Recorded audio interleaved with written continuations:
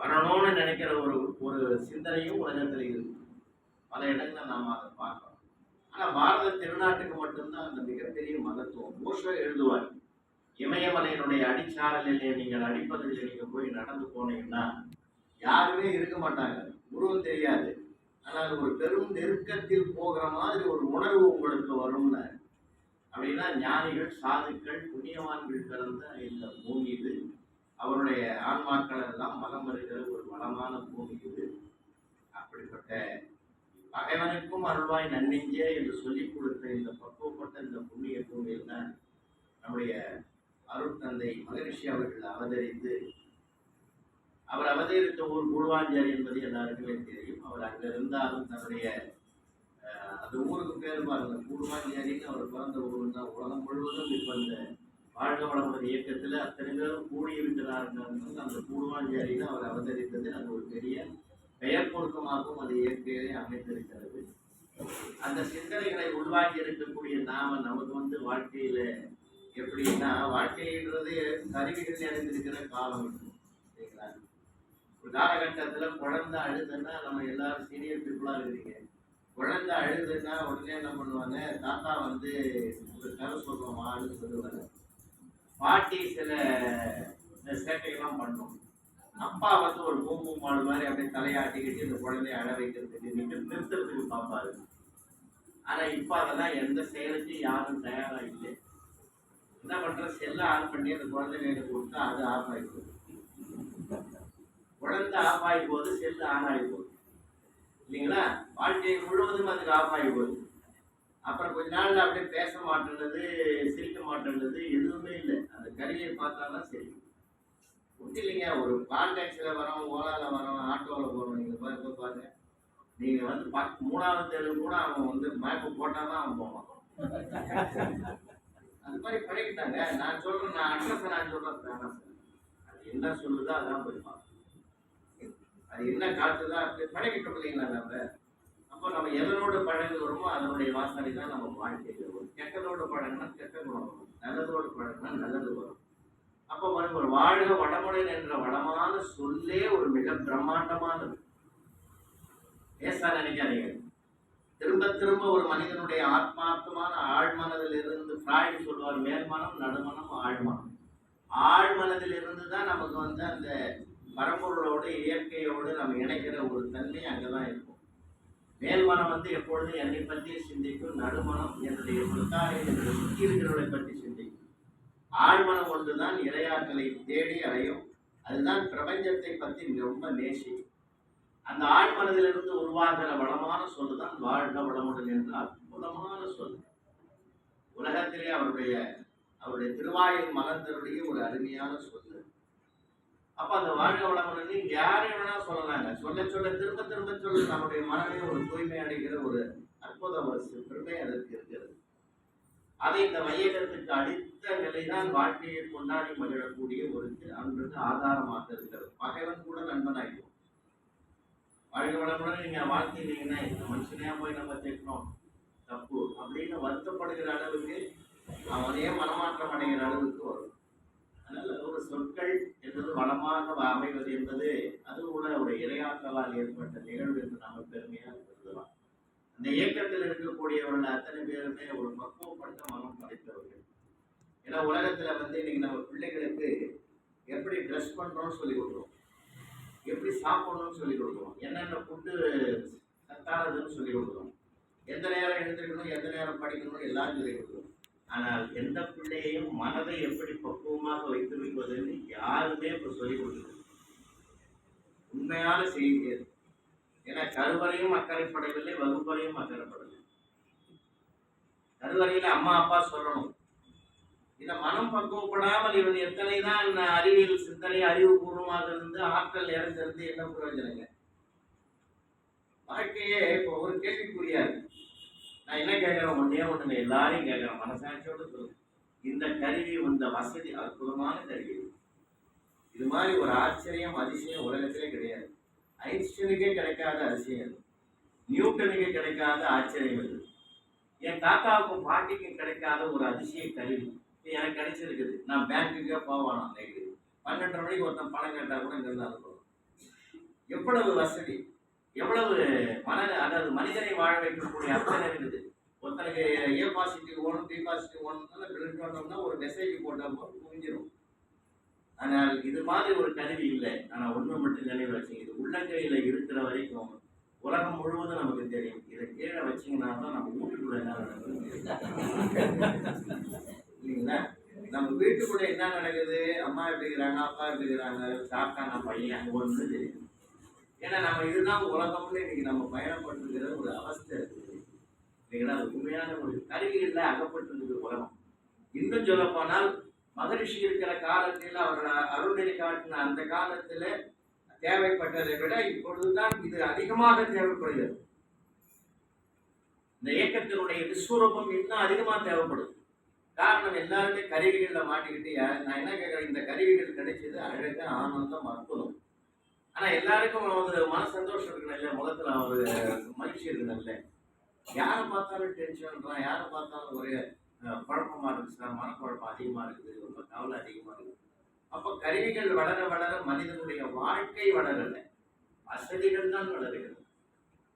வசதிகள் வளர்கிறது, அனுபவிப்பது வளர்கிறதை தவிர அவனுடைய மன நிறைவு என்பது கேள்விக்குறியாக இருக்கிறது. மனம் செம்மையாகும், அதுதான் செல்வம் என்பது சிந்தையின் நிறைவுன்னு சங்க இலக்கியத்தில் சொல்றோம். எனக்கு எவ்வளவு பேலன்ஸ் இருக்குது, பணம் இருக்குதுன்றது உன் மனசை பொறுத்து இருக்குதுன்னு ஒரே ஒரு தொடர்ல சொல்லிட்டேன் சார். உனக்கு பண வசதி என்பது உன்னுடைய மனத்தின் நிறைவு தான். காதற்று ஊசியும் வாராது நானும் கடைபிடிக்க என்ற வாசகத்தை கேட்டு பொன்னையும் மணியையும் வைரத்தையும் வைடூரியத்தை தூக்கி எறிந்த பட்டினத்தார் நடமாடிய புண்ணிய பூமி தான் இது. ஆனால் இதற்காக குடும்பத்தையே பழிவாங்கிற உலகமாகவும் இது இருக்கிறது. நேர்மையற்ற செயல்களை செய்யக்கூடிய உலகமாகவும் இது இருக்கிறது. அவையினால் இந்த மாற்றத்தை கொண்டு வருவதற்கு நாம ஒன்றும் பண்ண வேணாம், ஒருத்தருக்கு ஒருத்தரை மாற்றம் பண்ணாலே போதும். குடும்பத்துல நம்ம முதல்ல மாறணும், நம்ம சுற்றி இருக்கிறவங்களையும் மாற்றணும், போதும். இருப்பது சந்தோஷம், மகிழ்ச்சி, இதை கொண்டாட பழகும். இந்த நிறைவை நாம் எடுத்துக்கொண்டால் என்ன, மனசு ஒரு பாத்திரம், அதுக்கு ஒவ்வொரு பாத்திரத்திலையும் ஒரு மழை பெய்யுதுன்னா அந்த பெய்கிற மழையை குடிச்சு வைக்கிறதுக்கு அது எவ்வளோ அளவு பெய்ஞ்சிருக்குதுன்னு பார்த்தோம்னா அடித்தட்டு இருக்கணும். அடித்தட்டு இல்லாமலேயே தான் அந்த அளவு கண்டுபிடிக்க முடியாது. இந்த மனதுக்கும் ஒரு அடித்தட்டு வேண்டும் என்றால் அது மனவளக்கலையால் மட்டும்தான் அந்த அடித்தட்டை போட முடியும். அந்த அடித்தட்டை போட்டால்தான் நீங்க அது போதும் என்ற நிறைவு வரும். அப்பெல்லாம் ஒவ்வொரு மனிதனையும் தீர்மானிப்பது மனம். அந்த மனம் என்பது இறைவன் கொடுத்து இறையாற்றல் கொடுத்திருக்கிற ஒரு பெரிய சிறப்பு. நாம மனம்ன்றோம், அறிவியல்ல மூளை இல்லைங்களா? மூளை நம்ம அறிவுபூர்வமா சிந்திக்கலாம், நாம இதயபூர்வமா சிந்திக்கணும். இதயபூர்வமாக சிந்திப்பவர்களால் தான் அதுக்கு மனம்னு பேர். அறிவுபூர்வமாக சிந்தித்தால் அதுக்கு மூளைன்னு பேர். இப்ப நம்ம பாத்தீங்கன்னா ஒரு இது பண்றோம். இப்ப இந்த மனதை பக்குவப்படுத்துகிற பெருமையும் சிறப்பும், வாழ்க்கையை எப்படி இன்பம் வந்தால் மகிழ்வதும் துன்பம் வந்தால் துவழ்வதும் அல்ல வாழ்க்கை, இரண்டையும் சமநிலையாக பார்க்கிற ஒரு பக்குவம் தான் வாழ்க்கையினுடைய பெருமையே அதில் அடங்கி இருக்கிறது என்பதுதான் நமக்கு தெரிந்து சொல்லிக் கொடுத்தது. அருணகிரிநாத சுவாமிகள் கூட அதான் சொல்லுவார். எப்போ நமக்கு அமைதி வந்து தெரியுமா, இந்த மனம் இருக்கிறது இது ஒரு ஊஞ்சல் மாதிரி. இந்த ஊஞ்சல் மாதிரி இந்த ஊஞ்சல் மனம் அசையணும், ஆனந்தமா இருக்கும். ஊஞ்சல்னா அதனுடைய இலக்கணமே அசையணும். அதில் உட்கார்றவன் என்ன பண்ணணும், லேசா முன்னும் பின்னும் அசைஞ்சா ஆனந்தம் இருக்கும். இது அது வேகமா அசைஞ்சதுன்னு வச்சுங்க, அவனுக்கு ஒரு ஆபத்தாயிடும். விழுந்துருமோன்ற பயம் வரும்போது அந்த சுகத்தை அவனால் கொண்டாட முடியாது. அப்ப அவர் அன்னைக்கு ஆழமா என்ன சொல்றாரு, மனிதனுக்கு மனம் என்பது ஒரு ஊஞ்சல் மாதிரி, அதுக்கு சங்கிலி வேணும் இல்லையா? அந்த சங்கிலி தான் ஆசை என்பது சங்கிலி. அந்த ஆசை என்ற சங்கிலியால் இந்த மனம் அந்த வாழ்க்கையை கொண்டாடி மகிழ்வதற்கான அசைவை உருவாக்குகிறது. அப்படி உருவாக்குகிற போது ஆனந்தமாக இருக்கும். அந்த ஆசையை பேராசையாக விசுவரூபம் எடுத்தால் இந்த ஊஞ்சல் எப்பொழுது கவிழ்த்து விடுமோ என்ற பயம்தான் அதிகரிக்குமே தவிர அந்த வாழ்க்கையை கொண்டாடுகிற தன்மை குறைந்து போய்விடும் என்பதால் தான் அவர் ஆசை என்ற சங்கிலின்னு சொன்னார். அது பேராசையாக மாறக்கூடும். அழுக்காத அவாவைகளை இன்னாற்றல் இன்னான்கும் இழுக்கா இயன்றது அறம்னு திருவள்ளுவர் சொல்லியிருக்கிற மிகப்பெரிய சிறப்பு. அதனால ஒன்றுக்கும் ஒன்று தொடர்பு இருக்கிறது. அதனால அந்த மனம் என்ற ஒரு ஊஞ்சலாக வர்ணித்து நமக்கு எடுத்து சொல்லியிருக்கிறார் நம்முடைய அருணகிரிநாதர் திருக்குறள் சொன்னார். ஆசா நிகழும் தோழாயினவில் பேசா அனுபூதி பிறந்ததுவே சொன்னார். அப்ப நமக்கு ஆசை என்ற சக்தி மனிதனுக்கு உலகத்திலேயே ஒரு விஷயம் உங்களுக்கு தெரியாது கிடையாது, எல்லாமே ஆழங்கள் பட்டவங்களா இருக்கீங்க. ஆசைப்படாமல் மனித வாழ்க்கையே கிடையாது இல்லைங்களா? ஆசைதான் மனித வாழ்க்கையே கொண்டாடுவதற்கு அடிப்படை காரணம். இப்போ புத்தர் என்ன பண்ணாரு? உலக அழிவுக்கு ஆசைதான் காரணம். அப்ப ஆசையை ஒழிக்கணும்னு அவர் சொன்ன போதனையில அதுதான் முக்கியமானது. உலக பற்றில இருந்து ஆசையை ஒழிக்கணும், அப்பதான் நம்ம நிம்மதியா இருக்கலாம்னு சொல்றாரு. அப்போ அதுல கூட மற்ற மதங்களை விட புத்தருக்கு அதுதான் ஞானம் தான் அதிகமா சொல்றாரு. உலக அழிவுக்கு காரணம் ஆசை, அதை அழிச்சிடும். ஒரு ஆசிரியர் கூட பையனுக்கு பாடத்துல கேள்வி கேட்டிருந்தார், புத்தர் எதை ஒழிக்க வேண்டும் என்று விரும்பினான்னு கேட்டிருந்தார்.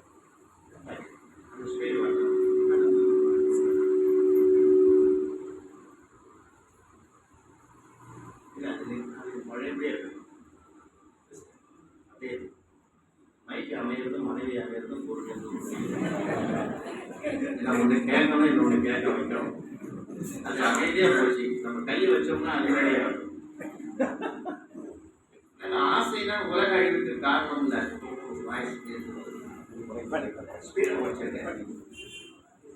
ஸ்பீடு குறைச்சீங்கன்னா எதுக்கு அதுக்கும் பிரச்சனை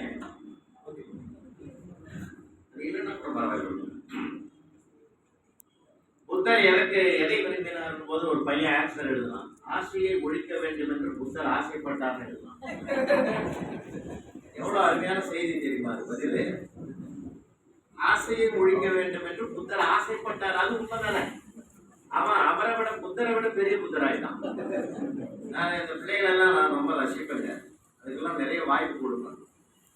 நம்ம புதக்கமா எழுதிட்டான்னு நினைக்க கூடாது. அதுக்குள்ள ஒரு கொள்கை இருக்கும், அதுல ஒரு கருத்து இருக்கும். ரொம்ப ஃபேண்டாஸ்டிக் ஆன்சர் அது. புத்தர் ஆசை ஒழிக்கணும்னு ஆசைப்பட்டார். அதனால்தான் மகரிஷி உலகத்துல எந்த ஞானிகளும் சொல்லாத ஒரு அருமையான வளமான சொல்லை உருவாக்கி தந்திருக்கிறார். அவர் சொன்ன அத்தனை செய்திகளில் என்னை கவர்ந்த ஒரே ஒரு சொல் அதுதான். எங்க போனாலும் எந்த கூட்டத்திலையும் நான் பேசுறது அதுதான். ஆசை சீரமைப்புன்னு போட்டார். அது எப்படிதான் அவருக்கு உருவானதுன்னு எனக்கே தெரியுங்க. ஆச்சரியமான ஒரு சொல்லு.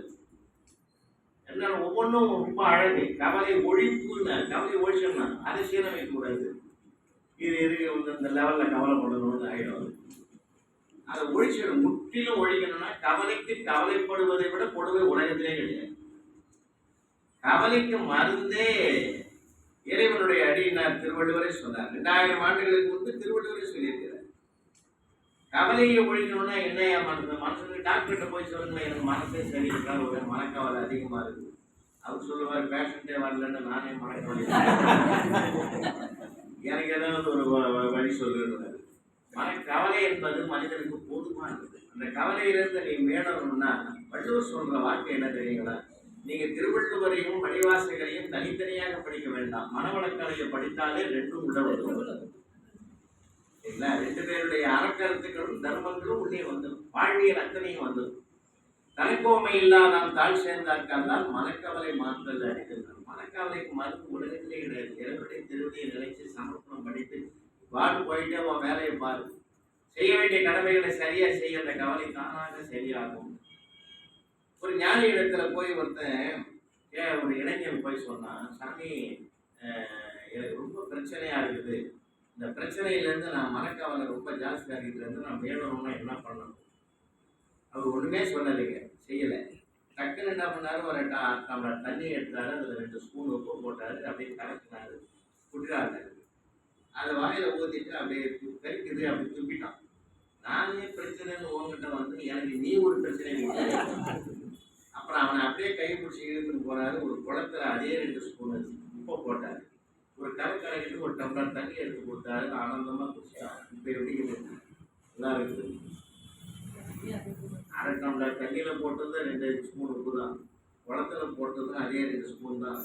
ஒன்று கறிக்குது, ஒன்று இனிக்குது. உன் மனசை 1/2 டம்ளர் தண்ணி மாதிரி வச்சிருந்தீங்கன்னா அதுக்கு வாழ்க்கையே பிரச்சனை பெருசா தெரியும். இந்த குளம் மாதிரி மாத்திக்கிடா, பிரச்சனை காணாமல் போயிடும். இதுதான் மருந்து. நீ அமைதியா இரு, அது தானா சரியாயிடும். இதுதான் வாழ்க்கையில் நாம சொல்லக்கூடிய மிகப்பெரிய உணர்ந்து கொள்ள வேண்டியது. நிறைய பேர் பிரச்சனைன்னு அதையே டெவலப் பண்ணிக்கிட்டு மனசை கெடுத்துக்கிட்டா அதிலிருந்து மீள்வதற்குரிய மார்க்கம் யாருக்குமே வருவதற்கு வாய்ப்பு கிடையாது. அதாவது அந்த மனதில் வரக்கூடிய யாருக்கு இல்லைங்க, எல்கேஜி படிக்கிற பையனை கேளுங்க, அவன் ஒரு பெரிய பிரச்சனையை பட்டியல் போடுவோம். ஏன்னா அவன் படுற கஷ்டம் அவனுக்கு தான் தெரியும். ராத்திரி ஒரு 1:30 மணிக்கு ஒரு பாத்திரம் பண்ணோம்னா 3 மூட்டை கட்டிடுறான் ஒரு திருவிழா. தாத்தா தொங்குறா, பாட்டி தொங்குறாரு, அப்பா தொங்குறாரு, அம்மா தொங்குறாரு, இவன் மட்டும் முடிச்சுக்கிறான். ஃபர்ஸ்ட் ஸ்டாண்டர்ட் எல்லாத்தையும் பார்த்துக்கிறான்.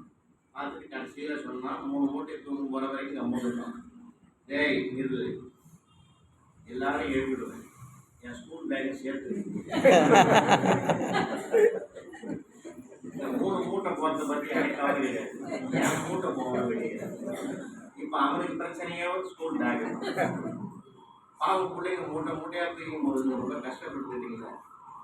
அதுதான் அதில் கூட பாருங்க. அதான் ஒரு 70 வயசு தாத்தா யூகேஜி படிக்கிற பெண் குழந்தைய கூட்டிகிட்டு போறாரு. ஒரு பக்கம் லஞ்ச் பேக்கு, ஒரு பக்கம் வாட்டர் பாட்டில், ஒரு பக்கம் ஃபுட்டு பேக்கு, ஷூவு, சாக்ஸு, தலையில் வெயிட் போட்டு தூக்கி போகுது. இமயமலையில் ஏறுற மாதிரி போகுது. தாத்தாவுக்கே மனசு பரிதாபமாகி ஃபுட்டு பேக்காவது போடுறா தாத்தா தூக்கி. ஆனால் தாத்தா நீ ஏற்கனவே பெண்டாகிருக்கிற, இதை வச்சா இன்னும் பெண்டாகிடுங்க. அந்த தாத்தாவுக்கு சந்தோஷம். வீட்டில் இருக்கிற பாட்டை கூட எனக்கு மேலே அவ்வளோ பாசம் இல்லை, என் பேத்திக்கு என்னமா பாசங்கிறது சந்தோஷமாக போனாரு. கொஞ்சம் தூரம் போனது அந்த குழந்தை சொல்லு, புக்கு பேக்கு, வாட்டர் பாட்டில், இப்போ எல்லாம் லஞ்ச் பேக்கு நானே வச்சுக்கிறேன், என்ன தூக்கி.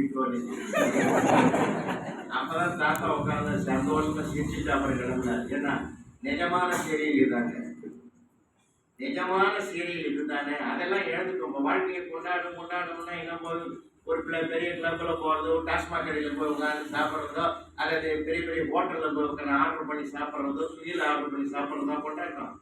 இந்த உலகம் தப்பான ஒரு கொண்டாட்டத்தை கையில் எடுக்கிறது. அது கொண்டாட்டம் அல்ல. இன்னொரு கொண்டாட்டம் என்பது இன்னும் ஒரு உச்சத்தில் இருக்குது. எது உண்மையான மகிழ்ச்சி, எது தெரியுமா வாழ்க்கையை கொண்டாடுறது? ஒரு ஆண்டு விழாவில் ஒரு பையனுக்கு 6ஆம் கிளாஸ் படிக்கிற பையனுக்கு கர்ணன் வேஷம் போட்டான். கர்ணன் வேஷம் போட்டு அவனும் நடிச்சுட்டான், நாடகத்தை முடிச்சுட்டான். மறுநாள் அவங்க அம்மாவை கேட்டான், கர்ண வேஷம் போடுறதுக்கு நீ எவ்வளோமா கொடுத்தேன்னா 2000 ஆச்சுட்டாங்க. ஏமா இந்த 2000 கொடுத்து கர்ண வேஷம் போடுறதுக்கு கொடுத்தியம்மா. கிளாஸ்மேட்டு நண்பன் ஃபீஸ் கட்ட முடியாத கஷ்டப்படுறாம்மா, அவருக்கு ஒரு 1000 ரூபாய் கொடுத்து உதவுமானா. பார்த்தீங்களா, அவங்க அம்மா கண்ணீர் விட்டா. கர்ண வேஷம் போட்டதுக்கே என் பிள்ளைக்கு கொடுக்கணுன்ற எண்ணம் வந்தது பத்தியா, இவனை கர்ணனாவே நான் உருவாக்குறேன்னு சொல்லி அந்த அம்மா நினைச்சாங்கன்னா அந்த குணம், அந்த பண்பு அதுதான் நீங்க வாழ்க்கையில கொண்டாட வேண்டிய இன்னொருவருக்கு கொடுத்து. அதனால திருவள்ளுவர் சொன்ன ஈர்த்து உவக்கும் இன்பம்னு, இன்னொருவருக்கு கொடுப்பதனால் வருகிற இன்பம் இருக்கிறதே, அதுதான் வாழ்க்கையில கொண்டாடுவது. அவன் கொண்டாடணும் நம்மளை பார்த்து, நாம கொண்டாடுவதை விட அவன் கொண்டாடணும். இது எல்லா மதங்களும் சொல்லுது. குரானும் சொல்லுது, குறளும் சொல்லுது, கீதையும் சொல்லுது, பைபிளும் சொல்லுது. எல்லாருமே சொல்றாங்க பாரம் சுமப்பம் பாக்கியவான் என்பது பைபிள் சொல்லுது. பக்கத்தில் இருக்கிறது பரலோக சாம்ராஜ்யம்னு பைபிள் சொல்லுது. அடுத்தவன் வீட்டுக்காரன் துன்பத்தோடு இருக்கிற போது அவனுடைய துன்பத்துக்கு நம்ம மறுத்தாக அமைவதுதான் வாழ்க்கையை கொண்டாடுவதற்கு அர்த்தம். பெருமானார் நவீன நாயகம் எங்க அறம் இல்லை, எல்லா இடங்களிலும் தர்மம் கொட்டி கிடக்கிறது. ஆனால் இதை போதிக்கிறது தான் ஆள் இல்லை. இதை சொல்லிக் கொடுக்க ஆள் இல்லைம்மா. வீடு தயாரா இல்லை. இது யாரும் எந்த வீட்டுல சொல்லிக் கொடுக்கலாம்? 2 அம்மா பேசிக்கிறாங்கன்னா அந்த சீரியல் தொடர்ந்துதான் பேசுறாங்க. அவங்க மேட்ரை கூட பேசுறது இல்லை இப்போ. அதனால தான் நான் போற இடம்னா எல்லா இடத்துலையும் சொல்றது, சீரியலையும் பார்க்காது, உங்களுக்கும் சொல்றோம், அன்பா சொல்றோம். இடையில வாய்ப்பு கிடைச்சதேன்னு ஒரு 1/2 மணி நேரம் பார்க்க நம்ம சிந்தனையே கெடுத்துரும். எந்த சீரியலையாவது பாசிட்டிவ் வார்த்தை வந்துருக்க பார்த்தீங்களா? எல்லாமே நெகட்டிவ் சார். இந்த நாடு எங்க ஆகுமோ என்ன ஆகுமோ எனக்கு இன்னும் புரியல. இப்பயே ரொம்ப சிக்கல்லாம் இருக்குது. அன்னைக்கு ஒரு அம்மா ஒரு இளமையா நடுத்தரமான வயதுடைய பொண்ணு மாமியார் உடம்பு சரியில்லைன்னு ஆட்டோவில் அழைச்சிட்டு போய் ஃபர்ஸ்ட் எய்ட்லாம் கொடுத்து காப்பாற்றிச்சு. டாக்டர் சொன்னாரு, நல்ல வேலைம்மா நீ 5 நிமிஷம் லேட்டாக வந்தீங்கன்னா கூட அந்த அம்மாவை காப்பாற்றி இருக்க முடியாது. உடனே அந்த பொண்ணு சொல்லிச்சு, ஆட்டோக்காரனை நான் மெல்லமா போடான் அவன் தான் ஸ்பீடா வந்தான். அது சீரியலுடைய தாக்கம். ஏன் சார் உலகத்துல மாமியார் மருமகள் எவ்வளவு தாயும் மகளுமா இருக்கிறாங்க தெரியுமா? அதை ஏதாவது ஒரு சீரியல் காட்டுதான் சார். எத்தனையோ வீட்டுல இருக்கிறாங்க சார் தாயும் மகளுமா இருக்காங்க. ஆனா இன்னைக்கு உலகம் விரும்புறதுங்க பொல்லாதது தான் காட்டுது. அதைத்தான் இந்த உலகம் என்ன பண்ணுது? காரணம் என்ன தெரியுங்களா? அந்த மன வேட்கை. எனக்கு ஏற்பட்ட துன்பம் மாதிரி அங்க ஏற்படுதா, அப்ப ஆறுதல் அடைகிற ஒரு குணம் இருக்கு. அவங்களுடைய உள்ளத்துக்கு கெட்ட எண்ணங்களுக்கு தீனி போடுகிற சீரியல் வருது, அவரை நல்ல எண்ணங்களுக்கு வரல. நீங்க ஆழமா சிந்தனை பண்ணி பாத்தீங்கன்னா தெரியும். இந்த கொரோனா காலத்துல நான் ஒரே ஒரு சீரியல் காட்டியிருப்பேன். இந்த 7 மணிக்கு ஒரு அம்மா திடீர்னு கலெக்டர் ஆகணும்னு ஆசைப்படுறேன். அது கலெக்டர் ஆக பரிசு எழுத அளவுக்கு ஒரு முகமூடி கூட்டமே வந்து அப்பப்போ வரும். அதுக்கிட்ட ஒரு நாளைக்கு ஒரு வாரம் முகமூடி கூட்டம் வரும், ஒரு நாளைக்கு அவங்க அப்பா தருப்பாரு, ஒரு நாளைக்கு அவங்க அம்மா கதை ஓட்டணும் இல்லை, இப்படியே வரும். நான் அந்த ராத்திரியில் அதை பார்த்துட்டு செய்தியில அதை படுக்கும்போது எனக்கு ரொம்ப சிந்தனை அதில் தான் போகும். ஐயோ அந்த பொண்ணை எவ்வளோ கஷ்டப்படுறா, ஏது பண்ணுறான்னு அப்படியே நினச்சிக்கிட்டு இருக்கும்போது அப்போதான் எங்கள் வீட்டு அம்மா மேலே பாசம் பற்றியாக மாறினது காரணம் அதுதான் அந்த சீரியல் தான். நம்ம ஒரு சீரியலை பார்த்து இவ்வளோ குழப்பமாக இருக்கு. ஒரு நாளைக்கு 7-8 சீரியலை பார்த்து இவன் தான் நம்ம வீட்டுக்காரன்னு அடையாளம் தெரிஞ்சு சோறு போடுறான்னா அவன் யாருன்றது தான் அப்பதான் அவன் மேல ஒரு பக்தியே விடுவாங்க. நீங்க நமக்கு மனசை மயக்கிறது சார், இது கலியுகத்தினுடைய காலம். அப்படிதான் சார் வரும். 6 நாள் வாழ்ந்து விவாகரத்து வாங்கின ஊடகம் குடும்பத்தை சொல்றானே தவிர 60 வருஷம் 80 வருஷம் வாழ்ந்த தம்பதிகளை எந்த ஊடகத்துல சார் காட்டுறான்?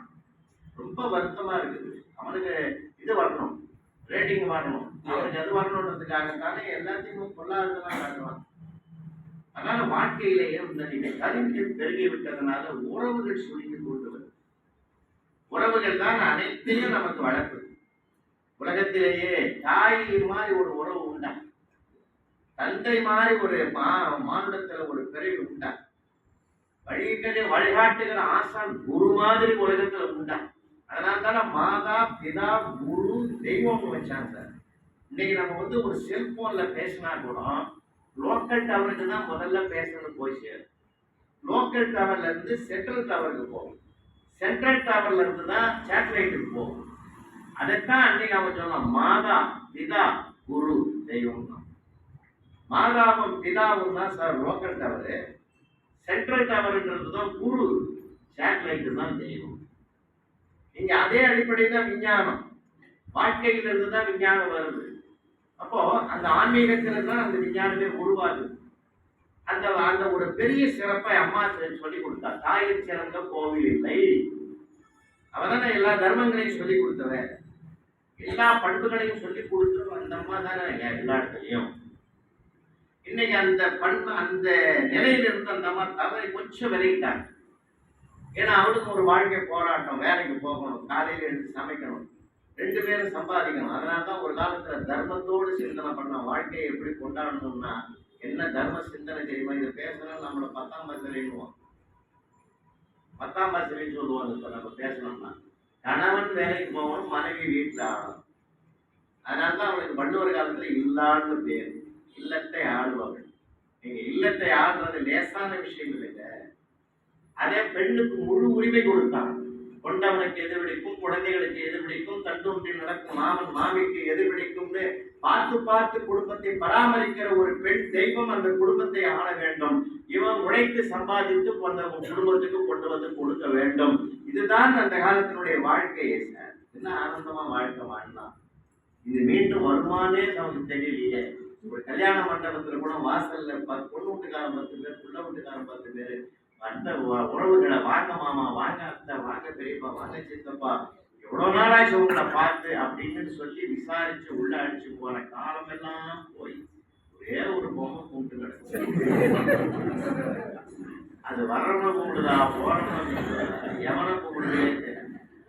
ஒரு கல்யாணத்துக்கு போனா ராத்திரி 11:30 மணிக்கு அந்த பொம்மை கீழே வந்தேன். 1 மணி நேரமா அவங்ககிட்ட போன் நம்பருக்கு வேற கொடுக்க மாட்டேன். இது இந்த கொடுமையை நான் எங்க போய் சொல்றேன்?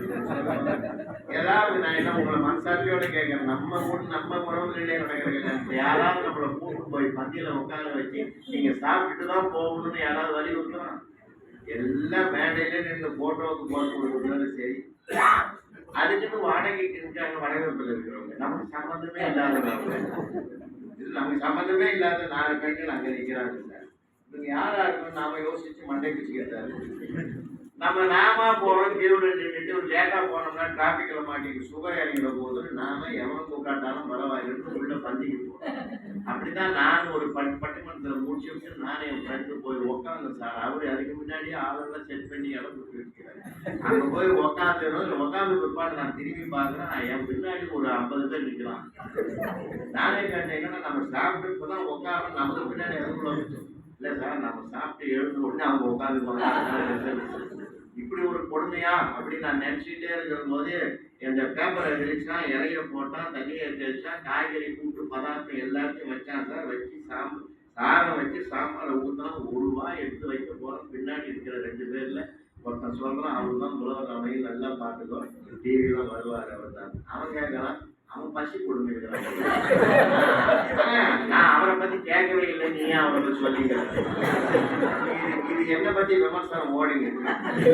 அப்ப அவன் சொல்றான் நான் அர்த்தம் இல்லாத பேசுவேன் என்னைக்காவது சீக்கிரம் சாப்பிடுவாரு பாரு. அப்பதான் சாம்பாருக்கே வந்துருக்கு. இந்த ரசம் இருக்குது, மோர் இருக்குது. இப்ப பிரபஞ்சம் நம்மளை சுற்றி எப்படி இருக்குது ரொம்ப கஷ்டம் சார், ரொம்ப கஷ்டம். நம்ம யாரும் போறது கிடையாது, போறது கிடையாது. இன்னைக்கு இருக்கிற நிலைமை அப்படி இருக்குது. அந்த காலத்தெல்லாம் பாத்தீங்கன்னா கல்யாணம் மாப்பிள்ளோட வாழ்க்கையை கொண்டாடி வாழ்ந்தாங்க சார் முன்னோர்கள். நீங்க உறவுகளோடு நெருங்கி இதெல்லாம் கொண்டாட பழகிட்டீங்கன்னா வேறுபாடு மறையும், உறவுகள் பெருங்க சார். ஒரு மேம்பாலம் கட்டுறது கூட 1000 கைகள் தேவை. உறவு பாலத்தை கட்டுறதுக்கு 2 கைகள் இருந்தா போதியா. ஒருத்தரோடு ஒருத்தர் அரவணைச்சு அவங்களுக்கு நல்ல வார்த்தையை பரிமாறினாலே போதும், உறவுகள் பெருகும். அதனால்தான் குடும்ப உறவுகளை நீங்க மனவளக்கலை போனீங்கன்னா மனைவி எப்படி இருக்கணும். அதனால்தான் மனைவி நல வேட்புனாலும் உடனே கொண்டாடணும். உலகத்திலே யாருக்கும் வராத ஒரு உயரிய சிந்தனை சார். அதை மட்டும் எல்லா வீட்லையும் செய்ய தயாரா இருந்துட்டாங்கன்னா இந்த வீடு சுபிட்சமா இருக்கும், சந்தோஷமா இருக்கும் வாழ்க்கை. ஒருத்தரை நீங்க கொண்டாடி பாராட்டுகிற போது தான் உங்களுக்கு இன்னொரு உயர்வே கிடைக்குது. அந்த பண்பாடு போய் சேர்ப்போம். பொறாமையான மாதிரி இருக்குது, பாராட்டுறது யாரு இருக்குன்னு சொல்லுவோம். அப்படி ஒரு குணம் நம்ம காலத்துல இருந்தது சார். என்ன பார்த்தீங்கன்னா பொண்ணு பார்க்கறதுன்னு ஒரு படம் இருக்கும், மாப்பிள்ளை பார்க்கறதுன்னு ஒரு படம் இருக்கும். அதெல்லாம் கூட நேரம் இல்லை, எல்லாமே ஆன்லைன்லேயே பார்க்குறேன். ஜாதகம்லாம் முடிச்சுக்கிறோம், முடிஞ்சு போய் போட்டோ வந்து போட்டுறோம், முடிஞ்சுது.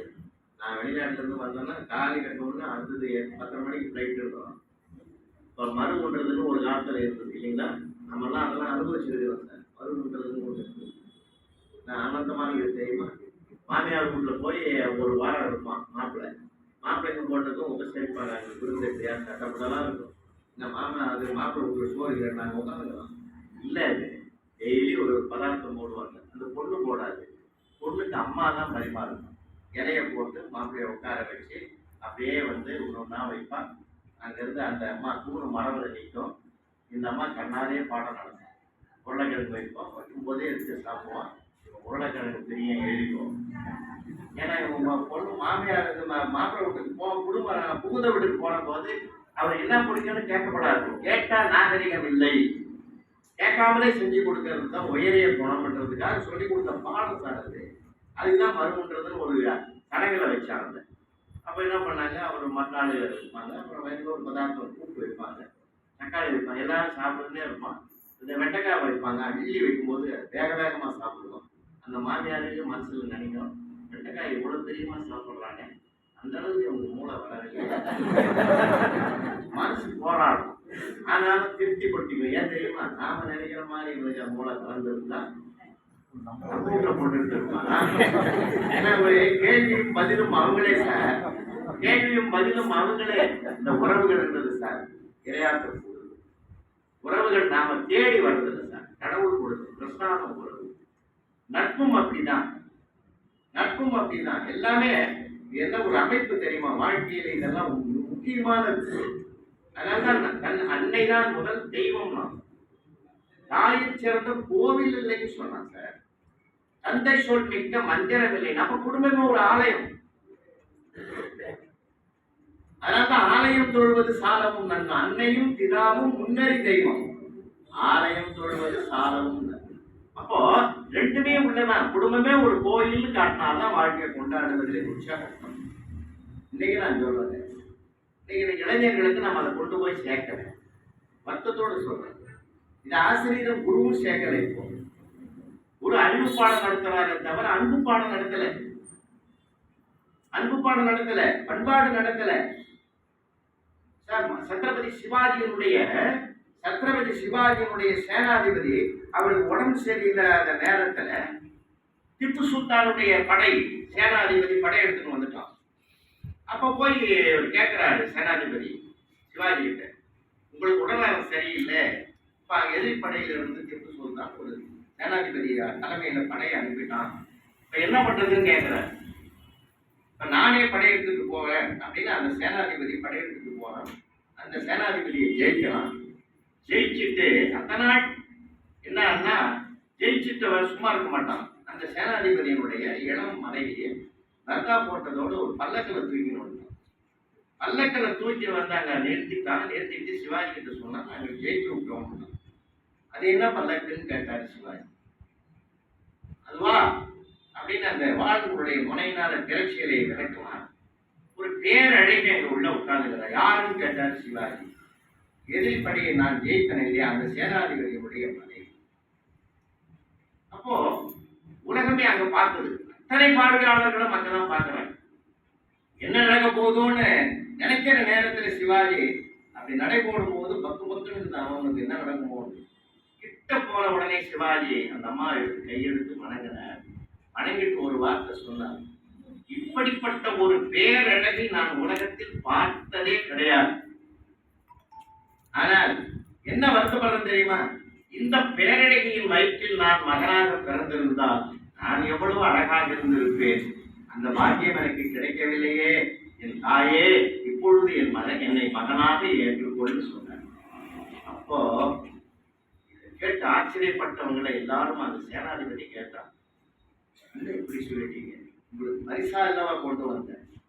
அப்ப சொன்னாரு, என் குரு எந்த தர்மத்தை சொல்லி கொடுத்தார் தெரியுமா, இந்த உலகத்தில் உன் மனைவியை தரும் மற்ற பெண்களை தாயாக பார் என்று என் குரு போதித்த ஞானம் தான் எனக்கு நிலைத்திருக்கிறதே தவிர நீ சொன்ன ஆசை எனக்கு வரவில்லை. இதுதாங்க குருவினுடைய மிகப்பெரிய எவ்வளவு பெரிய அரிஸ்டாட்டில், பிளாட்டோ, இந்த குருமார்களுடைய வழிவந்தவர்கள் எல்லாம் எப்படி இருந்தார்கள், இன்னைக்கு எப்படி இருக்குங்க. இன்னைக்கு குரு ஆசிரியர் தொழில் ஆகி போச்சு. அதனால அந்த காலத்துல குருகுல கல்வி இருந்தது. அத்தனை ஆச்சாரங்களையும் போதித்தார்கள். இன்னைக்கு வேற விதமா போச்சு. அப்போ ஆசிரியர் ரோல் மாடல் எனக்கு யாருங்க, யாரு கேட்கணும்? ரோல் மாடல் எனக்கு ஒரு இளைஞரை பார்த்து நீங்க உனக்கு யாரா ரோல் மாடல்? எங்க அம்மா. ஒரு பெண்ணை கேட்டீங்கன்னா எங்க அம்மா ரோல் மாடல் சொல்லணும்.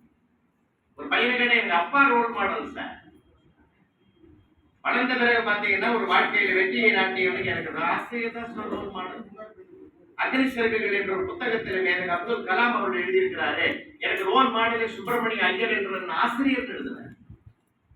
என் அம்மாவிடம் அன்பை கற்றேன், அப்பாவிடம் அறிவை கற்றேன், என்னுடைய ராமேஸ்வரத்து கடல் அலைகளிடத்திலிருந்து இடைவிடாத உழைப்பை கற்றேன்னு சொன்னார். எப்படிப்பட்ட ஒரு ரிப்போர்ட் கொடுத்திருக்கிறார் அக்னி சிறகுகள். அவங்களுக்கு ரோல் மாடல் அது சார். இன்னைக்கு இருக்கிறவங்களுக்கு ரோல் மாடல் என்னன்னு தெரியலையே. ஒரு படத்துல ஒரு விதமா நடிக்கிறான், இன்னொரு படத்துல இன்னொரு விதமா நடிக்கிறான், ஒரு படத்துல கொள்ளைக்காரன் நடிக்கிறான், ஒரு படத்துல நல்லவனா நடிக்கிறான். அவன் பின்னாடி ஓடுற சமுதாயமாக இருக்குதுன்னா எதிர்காலம் என்ன ஆகும்? ரொம்ப வருத்தமா இருக்குது சார். அது நம்ம தமிழ் ஊடகத்துல ரொம்ப மோசமா இருக்கு. ஆந்திரா, தமிழ், கர்நாடகா, கேரளாவில் அவ்வளவு இல்லை. ஒரு நடிகன் காலில் போனா பின்னாடி ஓடுறது இல்லை. அதிகமாக படித்தவர்கள் கேரளாவில் இருக்காங்க. உலக நாடுகள் முழுவதும் உழைப்பை முன்னிறுத்தி உயர்ந்த இடத்துக்கு வந்திருக்கிறவர்கள் கேரள மக்கள். நான் கண்ணால பார்த்திருக்கிறேன். பஹ்ரைன்ல நான் பேசுற போது 55 வருஷத்துக்கு முன்னெல்லாம் கடுமையான உழைப்பை கையில் எடுத்துக்கொண்டு அங்க இருக்கிற மலையாளிகள் தான் அந்த பாலைவனத்தை உருவாக்கினார். இன்னைக்கும் பஹ்ரைனுடைய ஆட்சி காலத்தில் ஆட்சியில அவர்களுக்கு ஒரு பங்கு உண்டு, பதவியில ஒரு பங்கு உண்டு. அவன் அந்த நாட்டில் ஓடுறது கிடையாது. இந்த பக்கம் ஆந்திராவும் இந்த பக்கம் இதுதான் மாட்டி மொழி. அவங்களுக்கு தெரியல. பிள்ளைகளுக்கு அவன் மேல தப்பு கிடையாது. நாம தாய் அதை நெறிப்படுத்தி இருக்கணும், தந்தை நெறிப்படுத்தி இருக்கணும், குரு அதுக்கு அறிவு கண்ணை திறந்திருக்கணும். அப்படின்னா ஒரு சிவாஜிவாக உருவாக்கணும் அப்படின்னா அவன் வாழ்க்கையில எப்படிப்பட்ட ஒரு பண்பு வேணுங்க. அது இன்னைக்கு இல்லாம போச்சு. ரொம்ப தாறுமாறான ஒரு உலகமா இருக்கு. நான் ஒரு விஷயத்தை நான் உங்களுக்கு விடை சொல்றேன். அம்மா ஒரு நல்ல எந்த குழந்தையும் நல்ல குழந்தை நான் மண்ணில் பிறக்கையிலே அவன் நல்லவனாவதும் தீயவனாவதும் அன்னை வளர்ப்பினில் தான் சொன்னான். அம்மா சொல்லித்தாங்க நமக்கு அப்பாவே தெரியும். இவர்தாண்டா அப்பான்னு அந்த அம்மா சொல்லித்தானே தெரியும், நமக்கு அது தெரியும் அப்பான்னு. வேண்டாண்டா அப்பா, உங்க பெரியப்பா, உங்க தாத்தா, உங்க பாட்டி அப்படிதான் சொல்லி கொடுக்குறோம். முதல் டீச்சரே அவ தானே, முதல் ஆசிரியரே அவ தானே. நம்ம தவறு செய்கிற மன்னிக்கக்கூடிய ஒரே தேவாலயம் அவள் தானே. நீ தப்பான ஒன்று சொன்னாலும் அதுவும் போய் பதியும். அதனால ரோல் மாடல் நான் சொல்றேன். சமீபத்தில் ஒரு அம்மா ஒரு பையனை 4ஆம் கிளாஸ் படிக்கிற பையனை உட்கார வச்சு கணக்கு 4 எத்தனை நேரம் 10 மாதம் அப்புறம் பேசுறேன். நாலு எங்கேயோ உட்காந்துங்கிறாப்பா. அவன் அந்த அம்மா முப்பது இருக்காம இருக்காது. முப்பராட்டமே பேசுற சரியா விரல் விட்டு சொல்லி எண்ணிட்டு சொல்றான். 10 தாமா. தப்புடா. என்ன தப்புடா? ஒரு வாரமா உன்னை நான் பாக்குறேன். கூட நிறைய கீரை வச்சுன்னு வர, அதை இறக்கி வச்சுட்டு எவ்வளவு கட்டு கீரைன்னு 10 ரூபாய் சொல்லுது. உயிரை வாங்கி அரை மணி நேரம் பேசி 8 ரூபாய்க்கு கேட்கறேன். 2 ரூபாய் பச்சு 8 ரூபாய்க்கு வாங்கினேன். டெய்லி நான் உன்னை வாட்ச் பண்றேன். ஒவ்வொரு நாளும் 2 ரூபாய் பச்சு தான் வாங்க. இப்ப 4 4 8ன்னா நீ 2 குறைப்ப. ஆன்சர் தப்பாயிடும். இப்ப 4 4 10 நான் சொன்னல, நீ 2 குறைப்ப, 8 கரெக்ட் ஆன்சர். அப்பதான் அம்மாவே உணர்ந்தா நாம தப்பான வழியை காட்டிட்டு போவோம்.